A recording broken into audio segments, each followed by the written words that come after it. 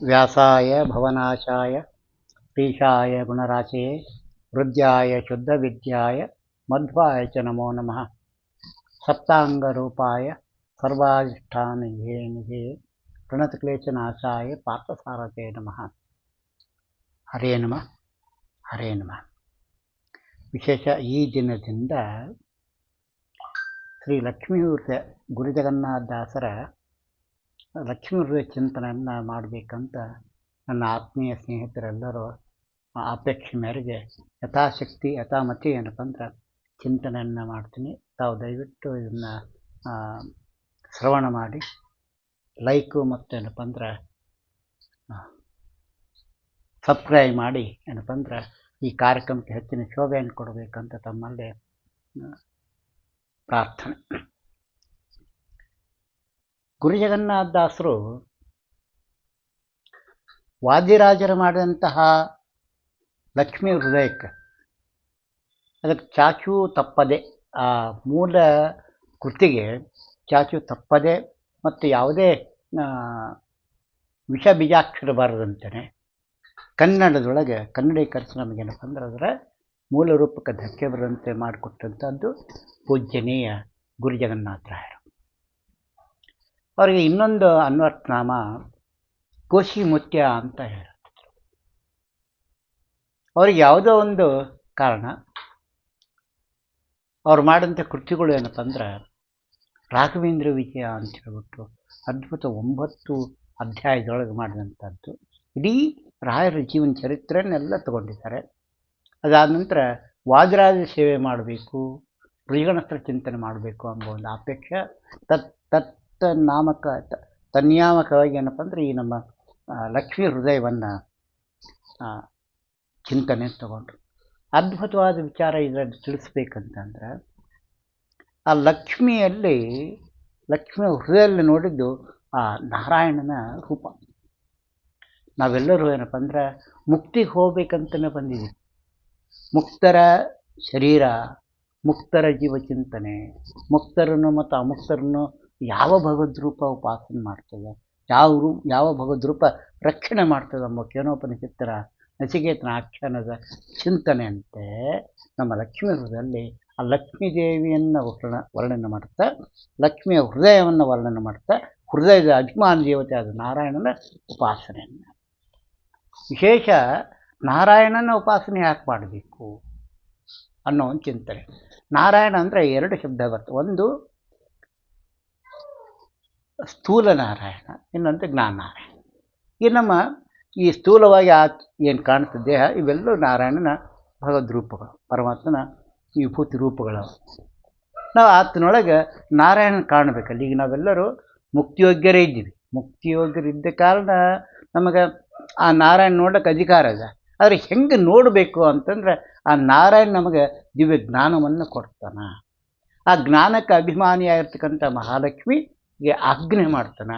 ಆ ಲಕ್ಷ್ಮೀದೇವಿ ವಿಶೇಷವಾಗಿ ನಮ್ಮ ಹೃದಯದಲ್ಲಿ ಕೂತ್ಕೊಂಡು ಆ ಹೃದಯ ಗುಹೆಯಲ್ಲಿರ್ತಕ್ಕಂಥ ನಾರಾಯಣನ ಅನಂತ ಗುಣಗಳ, ಅನಂತ ರೂಪಗಳ, ಅನಂತ ಕ್ರಿಯೆಗಳ ಚಿಂತನೆಯನ್ನು ಏನಪ್ಪ ಅಂದ್ರೆ ತೋರಿಸ್ತಕ್ಕಂಥ ತಾಯಿಯ ಏನಪ್ಪ ಚಿಂತನೆಯನ್ನು ನಾವೆಲ್ಲರೂ ಏನಪ್ಪ ಅಂದ್ರೆ ಸಾಮೂಹಿಕ ಮಾಡಿಕೊಂಡು ಆ ಗುಣದ ಚಿಂತನೆಯನ್ನು ಮಾಡ್ತಾ ಹೋಗ್ಬೇಕು.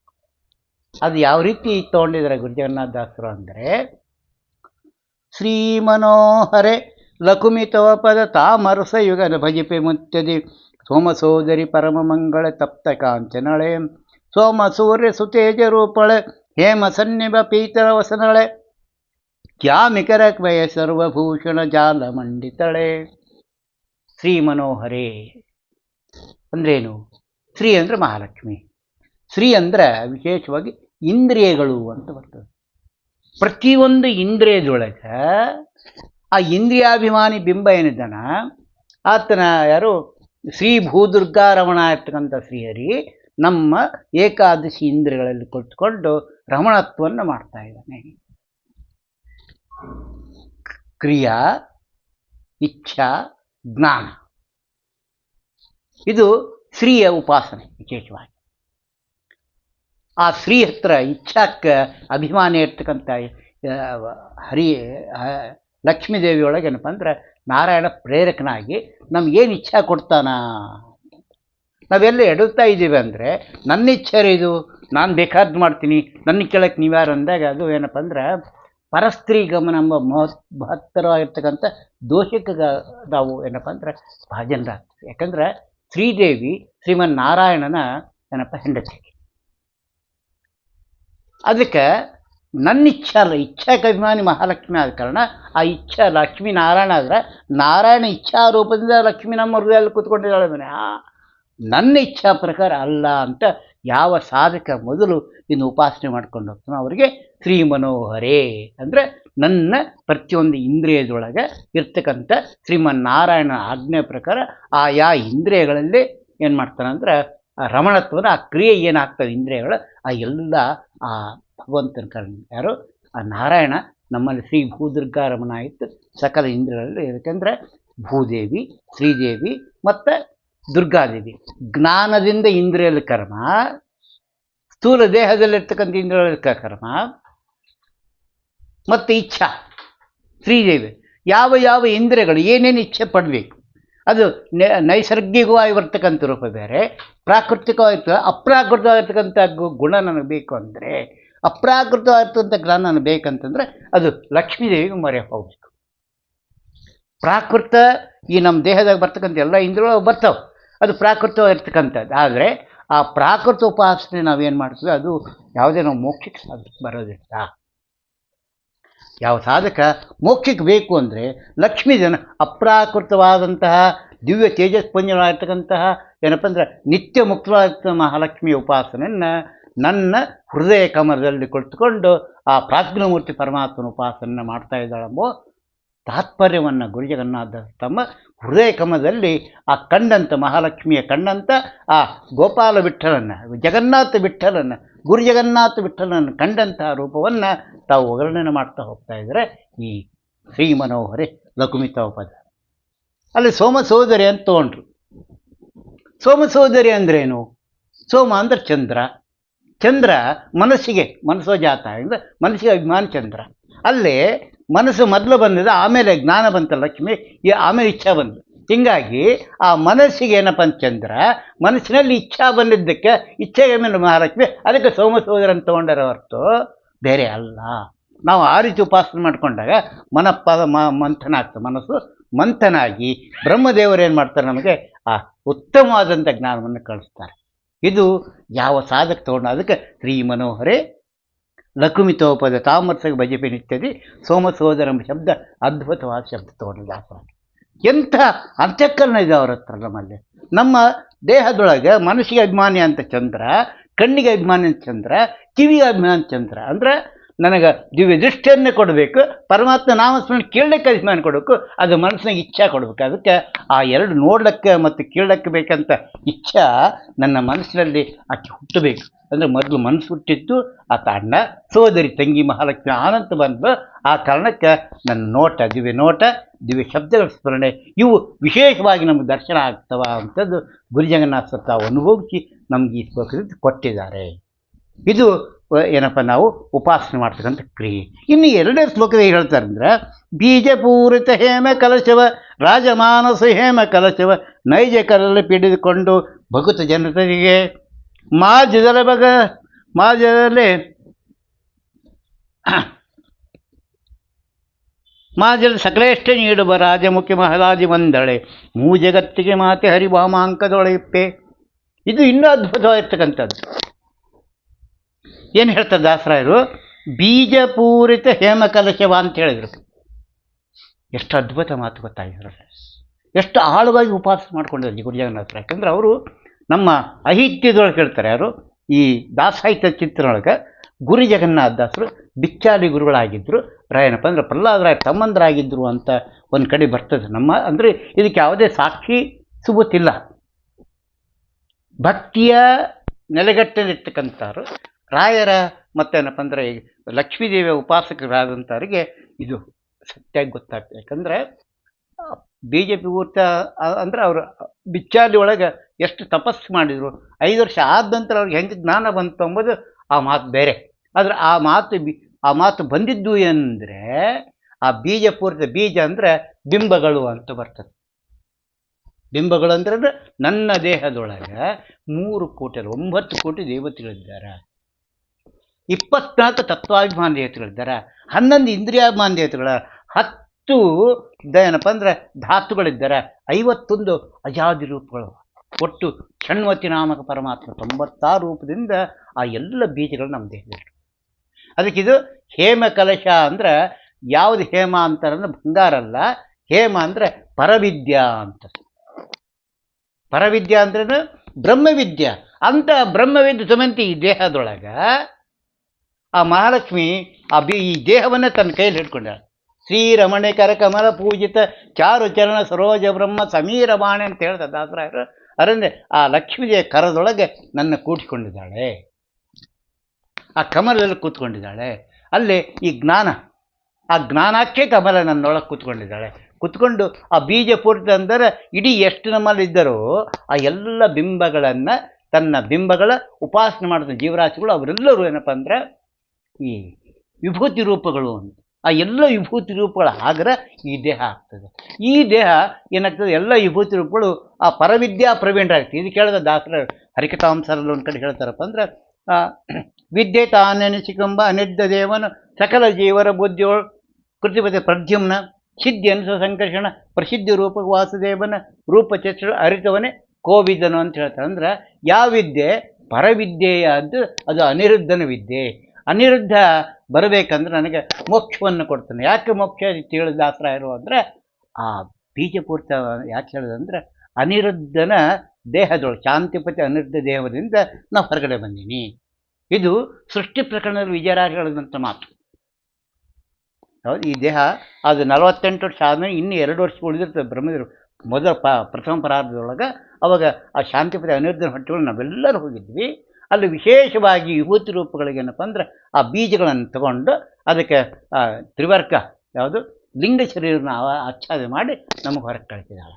ನಾನು ಆ ಲಿಂಗ ಶರೀರದಿಂದ ವಾಪಸ್ ತೆಗಿಬೇಕಾದ್ರೆ ಆ ಎಲ್ಲ ತುಂಬಿದಂತೆ ಈ ದೇಹ ಕೊಟ್ಟಿದ್ದಾಗ್ತಾನೆ.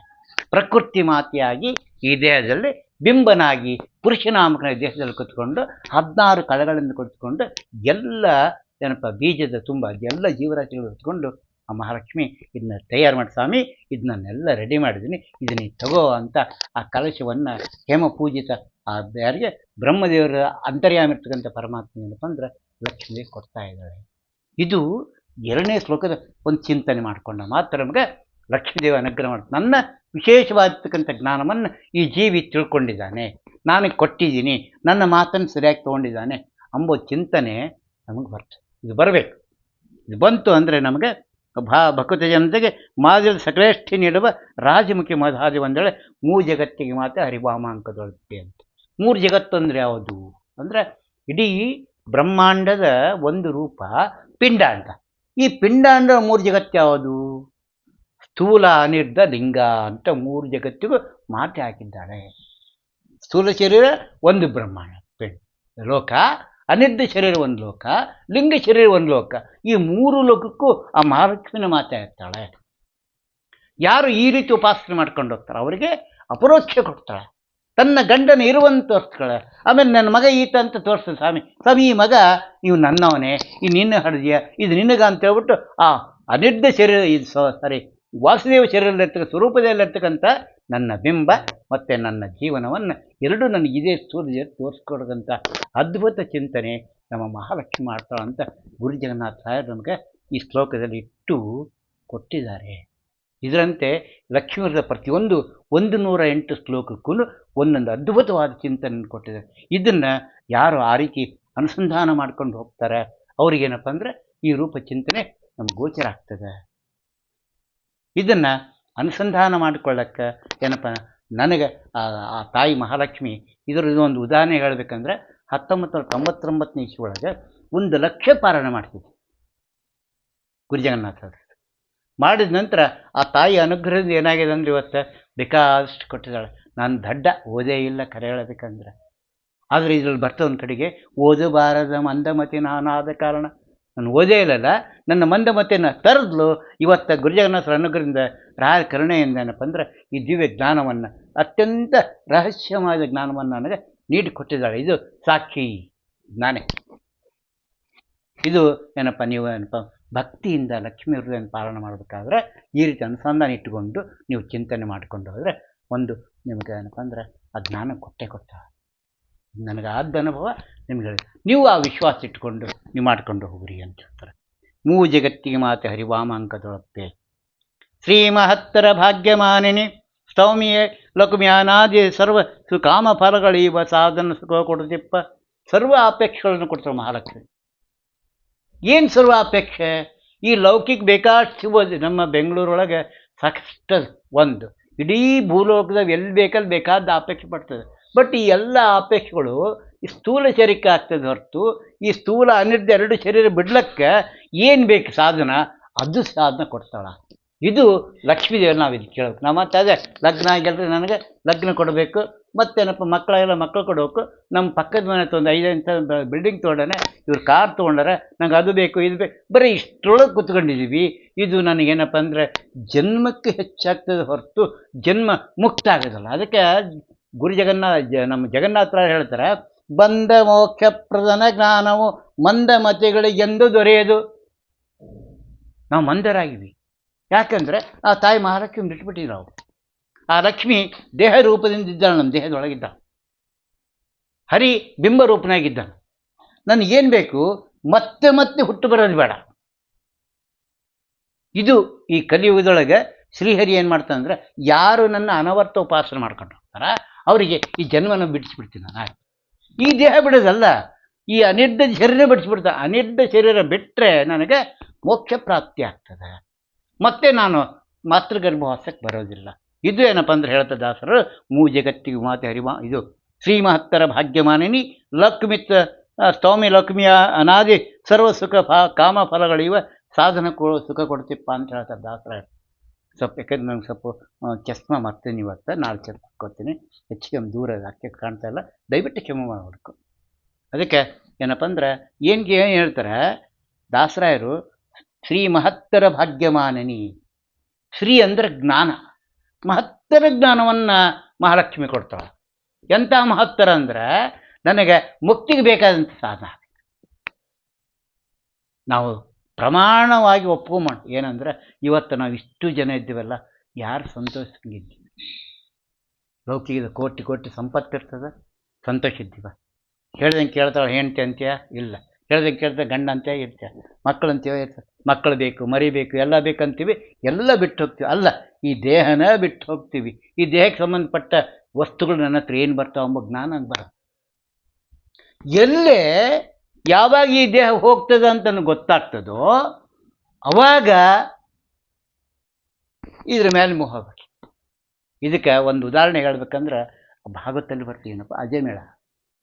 ಅಜಮೇಳ ಏನಪ್ಪ ಅಂದ್ರೆ ಸಾವು ಬರ್ತಿರ್ತದ. ಅವನಿಗೆ ಏನಾಯಿತು, ಚತುರ್ಲೋಕ ಇದು ಏನಪ್ಪ 4 ವೇದಗಳು ಉಪನಿಷತ್ ಮಾಡಿದತ್ತೆಲ್ಲ. ಆದರೆ ಯಾವುದೋ ಲೌಕಿಕ ಅಪೇಕ್ಷೆ ಆ ಹೆಣ್ಣಿನ ಮುಖದಲ್ಲಿ ಬಿದ್ದು ಹೋಗ್ಬಿಟ್ಟ, ಆಯಿತು. 10 ಮಕ್ಕಳದು ಕೊನೆಯ ಮಕ್ಕಳಿಗೆ ನಾರಾಯಣ ಅಂತ ನಾಮ ಇಟ್ಟಿದ್ದ, ಹೆಸರಿಟ್ಟಿದ್ದ. ಆ ಇದ್ರ ಟೈಮ್ನಾಗ ಯಾವುದು, ಆ ಸಾವು ಬರೋ ಟೈಮ್ನಾಗ ಅಲ್ಲಿಂದ ಆಕಳ ಒಂದು ಕಸ್ಬರಿ ತಿಂತಿರ್ತದ. ಅದು ಮುಂದೆ ಹೇಳಕ್ಕೆ ಬರ್ತಾ ಇಲ್ಲ ಆತಗ. ಆ ಕಸ್ಬರಿ ತಿಂತ ನಾರಾಯಣ ಅಲ್ಲ, ನಾರಾಯಣ ನಾರಾಯಣ ಅಂತ ಕೈ ಮಾಡಿ ತೋರಿಸ್ತಾನ ಮಕ್ಕಳಿಗೆ. ಅಪ್ಪ ಏನು ತೋರಿಸ್ತಾನಂತಾರ, ಅಷ್ಟೊತ್ತಿಗೆ ಅದು ಹೋಗ್ಬಿಡ್ತದೆ. ಅಷ್ಟೊತ್ತಿಗೆ ನಾರಾಯಣ ಅಂತ ಕೂಗಿದ್ದಕ್ಕೆ ಆತ ಅಪೇಕ್ಷೆ ಲೌಕಿಕ ಅಪೇಕ್ಷೆ ಪಟ್ಟಿದ್ದಕ್ಕೆ ವಿಷ್ಣು ದೂತರು ಬಂದರೆ ಹೊರತು ಇಲ್ಲ ಅಂದರೆ ಏನಪ್ಪ ಅಂದ್ರೆ ಪರಮಾತ್ಮ ತನ್ನ ಸ್ವತಃ ಬಂದು ಹೋಗ್ತಿದ್ದ. ಆ ಧ್ರುವಗೆ ಹೆಂಗೆ ಹಾರ್ಸ್ಕೊಂಬದ್ದ ಹಂಗೆ ಹಾರ್ಸ್ಕೊಂಬರ್ತಿದ್ದ. ನಾವೇನು ಮಾಡಿದ್ವಿ, ಬರೀ ಲೌಕಿಕ ಅಪೇಕ್ಷೆ ಕೇಳಕತ್ತೀವಿ ಹೊರತು ಲೌಕಿಕ ಅಪೇಕ್ಷೆ ಕೊಟ್ಟು ದುಃಖದಿಂದ ಕೊಡ್ತಾನೆ, ಸಂತೋಷದಿಂದ ಕೊಡಂಗಿಲ್ಲ ಮಹಾಲಕ್ಷ್ಮಿ. ನಾನು ನನ್ನ ಗಂಡನ್ನ ವರ್ಣನೆ ಮಾಡೋ ನಿಂಗೆ ಬೇಕಾದ ಕೊಡ್ತೀನಿ ಅಂತಂದರೆ, ಇಲ್ಲ ನಂಗೆ ಇದು ಕೊಡು ಅಂತ ಹೇಳ್ತಾರೆ. ಅವಾಗ ಸ್ವಾಮಿ ಅದಕ್ಕೇನು ಕೊಟ್ಟು ಕಳ್ಸು, ತಂದೆ ಮಗ ಗಂಡ ಹೆಂಡತಿ ಮಾತಾಡಿ ಇಟ್ಕೊಂತಿರ್ತಾರೆ, ಕಿರಿಕಿರಿ ಮಾಡ್ತಾವೆ. ಮಗ ಅದೇನು ಕೊಟ್ಟು ಕಳ್ಸು ಸಾರಿ ಅಂದ್ರೆ ನಾವು ಏನು ಸಾಧನೆ ಏನು ಮಾಡ್ತೀವಿ ಅಂದರೆ ಎಲ್ಲ ಕಾಮ್ಯ ಕರ್ಮ ಇಟ್ಕೊಂಡು ಹವನ ಹೋಮ ಮಾಡ್ತೀವಿ ಲೌಕಿಕದಾಗ. ಅದು ಅಲ್ಲ, ಮೋಕ್ಷಪ್ರದವಾದ ಜ್ಞಾನವನ್ನು ಕೊಡೋಂತ ಕೇಳು. ಏನು ಬೇಡುವುದಿಲ್ಲ ನಿನ್ನ ಕೊಯ್ಯೋಣ ಬರಲಂಜೆ ಲಕ್ಷ್ಮೀ ಪ್ರಾಣಪತಿ ತತ್ವೇಶನ ನಡುಗೂಡಿ ತಾನೇ ಮಾಡೋನು ಈ ಸುಜ್ಞಾನವೇ ಕರುಣಿಸುವ ಅಂತ ಜಗನ್ನಾಥರಾಯರು ಗೋಪಾಲದಾಸರ ಗಣಪತಿಯಲ್ಲಿ ಪ್ರಾರ್ಥನೆ ಮಾಡಿಕೊಂಡಿದ್ದಾರೆ. ಗಣಪತಿಗೂ ಮಹಾಲಕ್ಷ್ಮಿ ಅಜಗಜಾಂತರ. 19ನೇ 18ನೇ ಕಕ್ಷೆ ಗಣಪತಿ, ಆದರೆ ನಮ್ಮ ಈತ್ಯಾರು ಲಕ್ಷ್ಮೀದೇವಿ 2ನೇ ಕಕ್ಷೆಯಲ್ಲಿ ಬರ್ತಾಳೆ. ಆ ಲಕ್ಷ್ಮಿ ಗಣಪತಿಗೆ ಇಷ್ಟು ಶಕ್ತಿ ಅದ ಅಂದಮೇಲೆ ನಮ್ಮಮ್ಮ ಮಹಾಲಕ್ಷ್ಮಿ ಎಷ್ಟಿರಬೇಡ. ನಾವು ಆ ತಾಯಿಯಲ್ಲಿ ಕೇಳಬೇಕು, ಅಮ್ಮ ನಾನು ಅಪ್ಪನ ಹೆಂಗೆ ಹೊಲಿಸ್ಕೋಬೇಕು, ನೀನು ಹೆಂಗೆ ಹೊಲಿಸ್ಕೊಂಡು ನೀನು ಛತ್ರ ಚಾಮರ ವ್ಯಜನ ಪರ್ಯಂತ ಅಂತ ಹೆಂಗೆ ಮಾಡ್ಕೊಂಡು ನನಗೂ ಸ್ವಲ್ಪ ಅದನ್ನ ಹೋಳ ಜ್ಞಾನವನ್ನು ಕೊಡು ಅಂತ ಕೇಳಿದಾಗ ಸಂತೋಷದಿಂದ ಅಮ್ಮ ಕೊಡ್ತಾಳೆ ನನಗೆ. ಅದು ಬಿಟ್ಟು ನನಗೆ ಅದು ಕೊಡು, ನನಗೆ ಈ ಪಿತಾಂಬರ ಕೊಡು, ನನಗೆ ಆ ಕಾರ್ ಕೊಡು, ಈ ಕಾರ್ ಕೊಡು ಅಂದರೆ ಒಳ್ಳೇದಿಲ್ಲ ತಾಯಿ. ಅದಕ್ಕೆ ದಾಸರು ಹೇಳ್ತಾರೆ ಏನಪ್ಪ ಅಂದರೆ, ಇವ್ರು ನಮ್ಮ ಪುರಂದಾಸರು ಮಜ್ಜಿಗೆಯೊಳಗಿನ ಬೆಣ್ಣೆಯಂತೆ ಹೆಂಗೆ ಬರಬೇಕು, ಸಾಧು ಸಜ್ಜನರ ಪೂಜೆಯ ವೇಳೆಗೆ ಮಜ್ಜಿಗೆಯೊಳಗಿನ ಸಾಧು ಸಜ್ಜನರ ಪೂಜೆ ಏನಂತಾರೆ, ಮಜ್ಜಿಗೆಯೊಳಗಿನ ಬೆಣ್ಣೆ ಅಂದ್ರೇನು, ಮನಸ್ಸೆಂಬ ಗಡಿಗೆಯೊಳಗೆ ಮಂಥನ ಮಾಡಿ ಆ ಬೆಣ್ಣೆ, ಭಕ್ತಿ ಎಂಬ ಬೆಣ್ಣೆ, ಮಧ್ವ ಸಿದ್ಧಾಂತದ ಆಚಾರ ಮಧ್ವರ ಏನಪ್ಪ ಬೆಣ್ಣೆಗೆ ಅಭಿಮಾನಿಗಳು ವಾಯುದೇವರು ಆ ಹೆಂಗೆ ಚೂರು ಜ್ಞಾನ ಬರ್ತದೋ ಅದರಂತೆ ನನ್ನನ್ನು ಸಂಸಾರ ಬಂಧನ ಬಿಡಿಸ್ಲಿಕ್ಕೆ ಸ್ವಲ್ಪ ಸ್ವಲ್ಪ ಜ್ಞಾನವನ್ನು ಕೊಟ್ಟು ಪರಿಪೂರ್ಣವಾಗಿರ್ತಕ್ಕಂಥ ರೂಪವನ್ನು ನೀನು ಮಾಡು ಅಂತ ಗುರುಜಗನ್ನಾಥ ಕೇಳಿದ್ದಾರೆ. ನಾವು ಅದರಂತೆ ಕೇಳಿದಾಗ ಲೌಕಿಕನೂ ಆಗ್ತದೆ, ಪಾರಮಾರ್ಥಿಕ ಆಗ್ತದೆ. ದೊಂದಕ್ಕೂ ರಾಯರು ಹೇಳ್ತಾರೆ ಲೌಕಿಕೆ ಪಾರಮಾರ್ಥಿಕೆ ಎರಡೂ ಕರುಣೆಯಿಂದ ಆಗ್ತದೆ ಎಂಬ ಜ್ಞಾನ ನಮಗೆ ಪರಿಪೂರ್ಣವಾಗಿ ಕೊಡ್ತಾರೆ. ಅದಕ್ಕೆ ನಾವು ಯಾವುದೇ ಕರ್ಮವನ್ನು ಮಾಡಿದರೆ ಆ ತಾಯಿ ಅನುಗ್ರಹದಿಂದ ಆಗ್ತದೆ, ಹರಿ ಕಾರಣದಿಂದ ಆಗ್ತದೆ ಎಂಬ ಚಿಂತನೆ ನಮ್ಮಲ್ಲಿ ಸದಾ ಮೂಡಬೇಕು ಅಂತ ಹೇಳ್ತಾ ಇವತ್ತಿನ ಈ ಚಿಂತನೆಯನ್ನು ಏನಪ್ಪ ಅಂದ್ರೆ ಈ ಚಿಂತನೆಯನ್ನು ಮತ್ತೆ ನಾಳೆ ಇದೇ ಟೈಮ್ಗೆ ಏನಪ್ಪ ನಾಳೆ ಮತ್ತೆ ಏನಪ್ಪ ಇದ್ರ ಚಿಂತನೆಯನ್ನು ಮುಂದುವರ್ಸೋಣ ಅಂತ ಹೇಳ್ತಾ ಭಾರತೀಯ ರಮಣ ಮುಖ್ಯ ಪ್ರಾಣಶ್ರೀ ಕೃಷ್ಣ ಅರ್ಪಣಮಸ್ತು. ಹರೇ ನಮಃ, ಹರೇ ನಮಃ.